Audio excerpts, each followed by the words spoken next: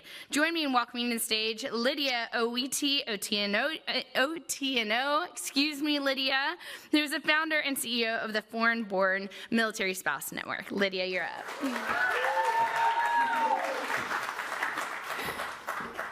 I will not forgive you. Particularly my husband will not. Thank you, Kelly. Hello, friends. I want to talk to you today about a topic I've been wishing to talk about for years and years and years, this forgotten constant.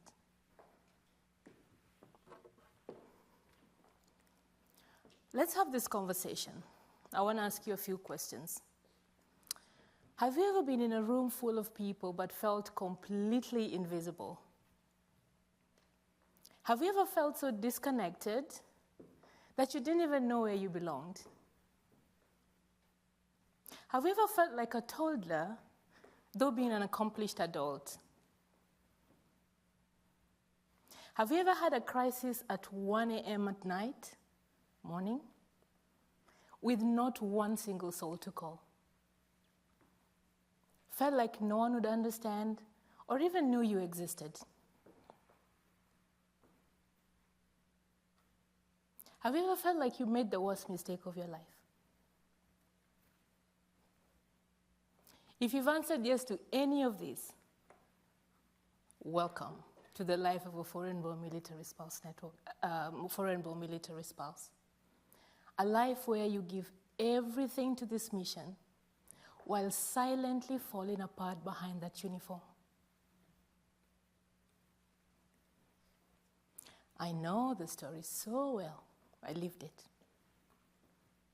I came to the US a certified attorney with a master's degree in international development. For all intents and purposes, I had a budding professional and personal or social life. But everything changed overnight. I had no community. I had no guidance. I had nobody to call. I spent thousands of dollars evaluating credentials because my credentials meant nothing. Years and years of work, just watched it go by. I lost not just my identity, I lost my self, I lost my self-worth. I did not know who I was. I was chipping away day after day with no hope in sight. Lots of applications sent, either crickets or rejections. And after 3 years, very, very long years, I packed my bags and went back home. I felt so rejected, so defeated, and absolutely depressed. I did not know my left from my right. My family came with me. Well, when I returned, I realized, I'm not alone. There were thousands of others just like me. And that there became my mission.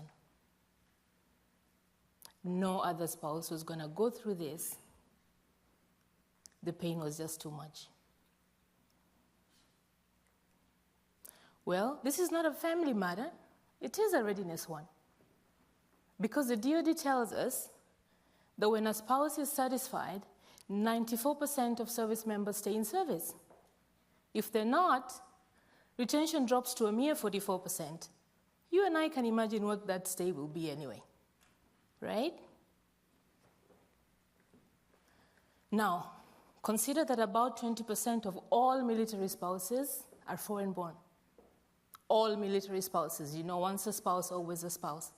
This is a number nearly 1 million in number from over 100 countries. Majority are unemployed despite being highly educated. Majority are isolated. But the most heartbreaking for me is the fact that less than 1%, I want you to keep that in mind, less than 1% have even one single friend. You know what? We can. And we absolutely must do better. You see, living at the intersection of both immigrant and military life, foreign-born spouses face insurmountable challenges. And we are the first and only network built at that intersection. We are weaving both systems, filling a critical, systemic, programmatic gap that continues to exist. Because we know that for as long as the military has existed, there has been a foreign-born spouse standing beside the service member. Think about it.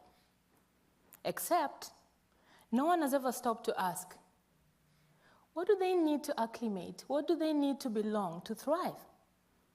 And that's why we're here. We don't duplicate. We weave this so that spouses can transition from confusion and worry into confidence and hope.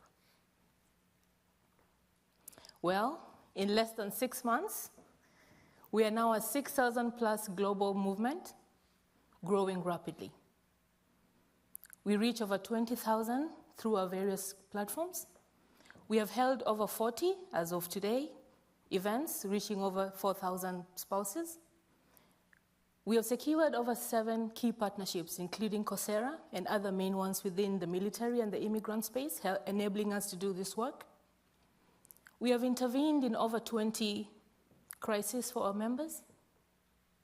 And we have over 80 volunteers who have collectively given over 24,000 hours, valued at nearly $1 million. If this is not to tell you there is a gap that urgently needs to be filled, I don't know what else will.